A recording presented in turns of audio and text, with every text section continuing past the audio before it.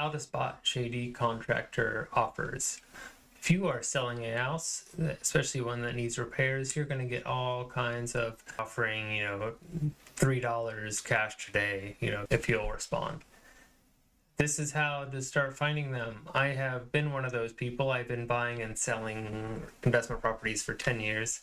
My name's Alan. This is Investing in Georgia, and here are some tips to spot some sketchy buyers. And I'm also going to go through a specific example of one where I did research on an investor that was buying a property that I owned. A strong offer is generally characterized by a high deposit, short due diligence period, and the proof of funds or loan approval, pre-approval.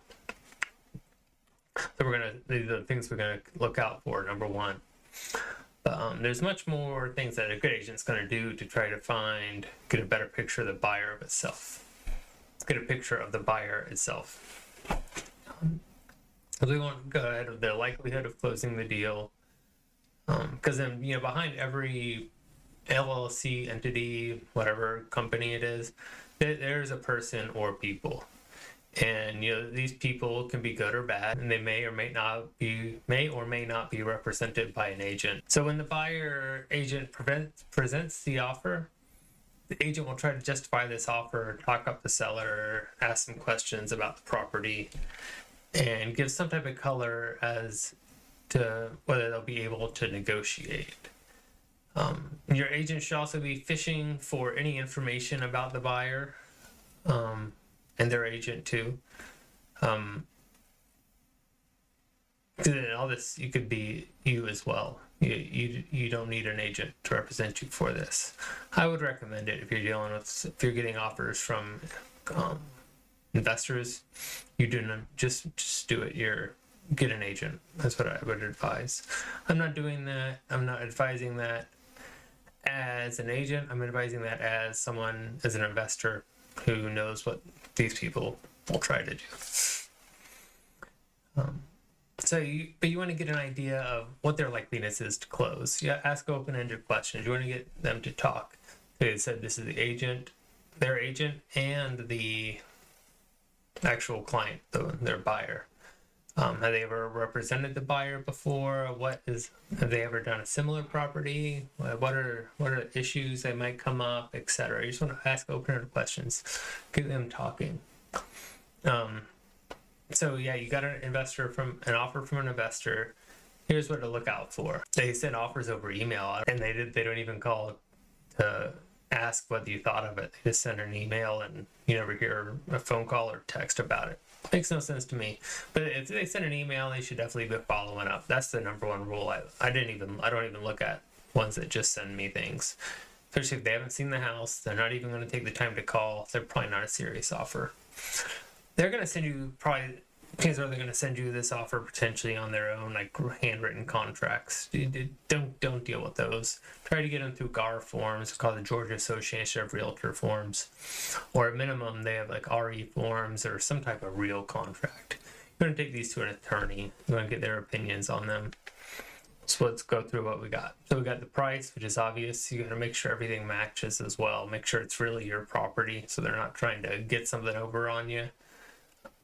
And the closing date, because they put an error in one of these things, it's going to be easy for them to weasel out, but it can also make it so they can enforce it, depending on how they do it. Some shady investors are very good at what they do, which is being shady. It's going to take about 6 weeks to 45 days, about average for a commercial or residential loan. Cash offers should be sooner if they're offering that. Due diligence period, give them 7 to 10 days. If they're really the professionals that they say they are, you can use that spin on them. They should be able to figure out pretty quickly, within 3 to 7 days, or have them do their due diligence up ahead of time before you go under contract. There's plenty of inspectors available now. Try to get a deposit of at least 1%. Of the sales price. So if it's $100,000, get $1,000. If it's $300,000, get $3,000, etc. Try to get at least those.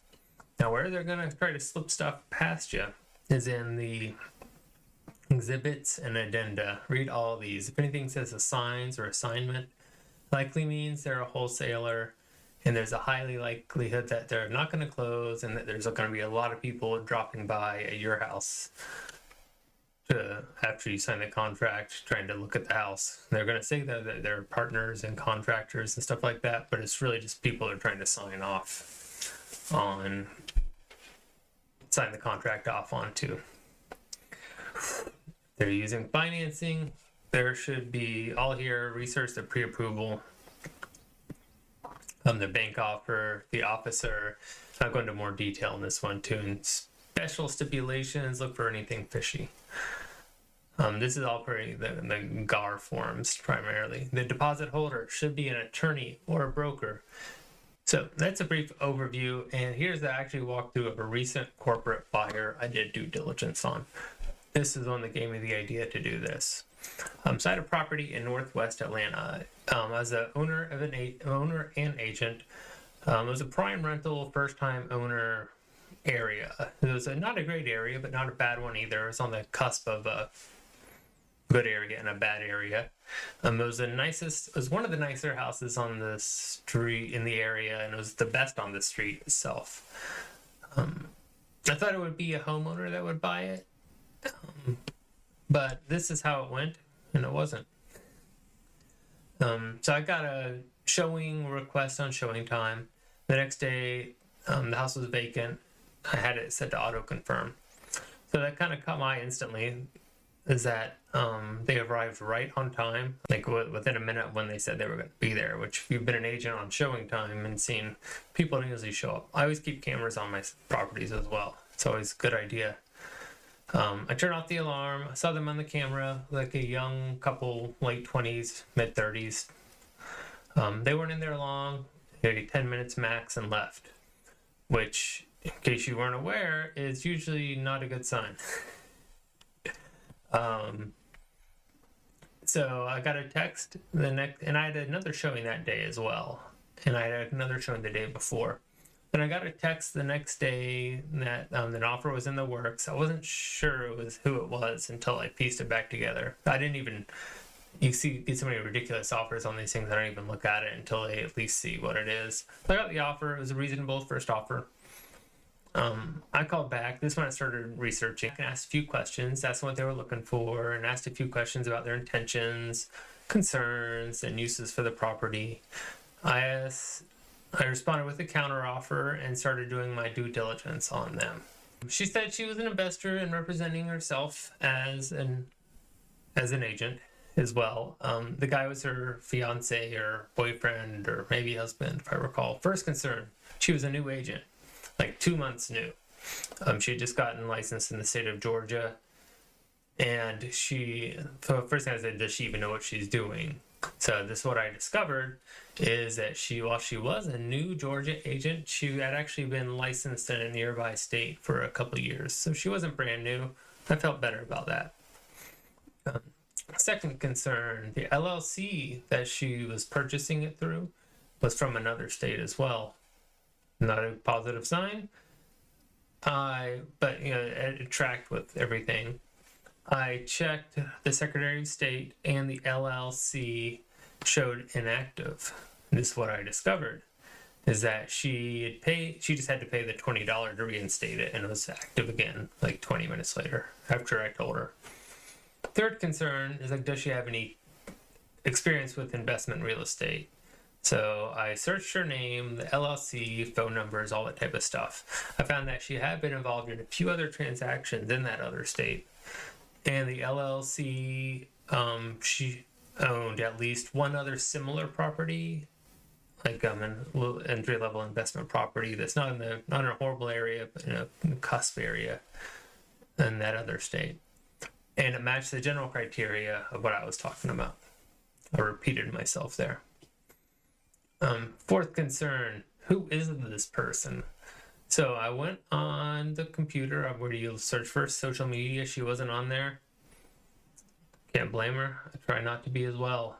This is my only spot, and I feel I'm in control here. So I use the internet to get more information. So kind of fun fact, I used to write research papers on research reports on potential investors while I worked at a school in my grad school years. So I kind of like digging into this stuff, really finding all the details. So you can use a skip tracing service, which is like they find like any address or anything that's been tied to these people. I kind of have other ways of doing it, but it's essentially the same thing, but you can hire someone to do it. So I determined that she did become associated with a Georgia address approximately when she got her real estate license. So it made me feel better. Her old address matched the ones that I found in the LLC and the investment property. So there was a solid line of, I can make a better picture. The phone number matched, though she wasn't getting new phone numbers. There was no signs of arrests, lawsuits, etc. And her new house in the Georgia was in the median value suburban, and it was either a rental house or a house of a family member. Fifth concern: pre-approval letter was from a small out-of-state bank. What I discovered, I Googled the bank name. It was a real bank. I Googled the name of the contact on the pre-approval. I didn't just go right to it. She came up as a mortgage broker or the same bank. The email and the phone number on the pre-approval matched what was online. I called the lender and confirmed it was an actual pre-approval, not a pre-qualification, and that the rate and term noted in the letter if it was a concern, and asked if anything seemed like it might hold it up. They said no, and they've worked with her before. So we were going back and forth on negotiations at this time. She assured me she would not ask for much on the inspection. I told her the shape of the house, good what to expect. It's a good quality house. Everything works fine. There's nothing's perfect. It's everything works fine. Perfect as a rental, first time buyer. So she assured me she wouldn't ask for much. Everything was in good shape, and I'm getting the feeling confident, that I had a real legitimate buyer and offer in front of me at this point.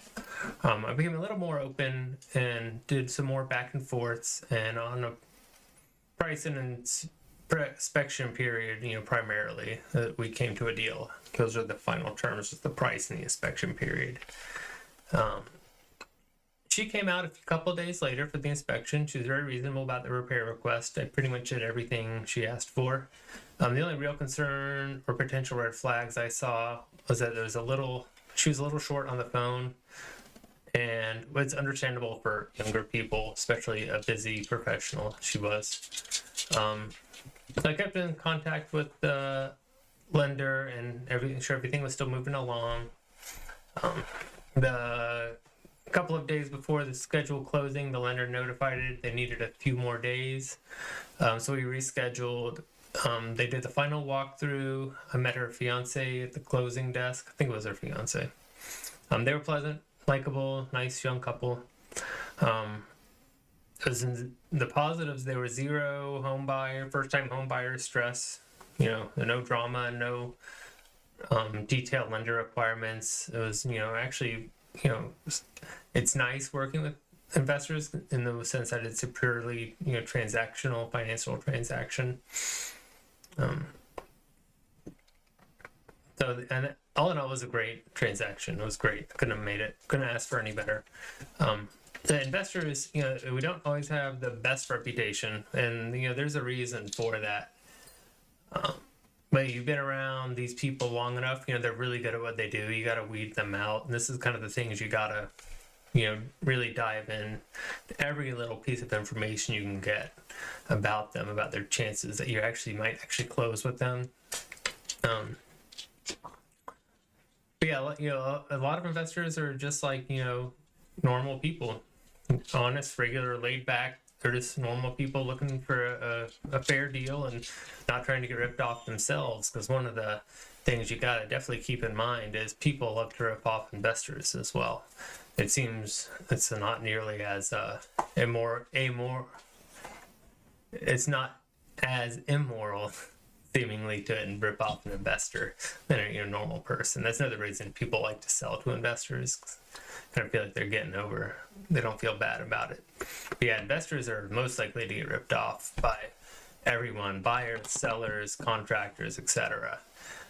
So if you made it this far, I hope you give a like, subscribe, share, or comment. That's the word. My name is Alan. This is Investing in Georgia. If you have questions about working with contractors, construction, or buying investment real estate here in Georgia, this is where I'm at. Thanks.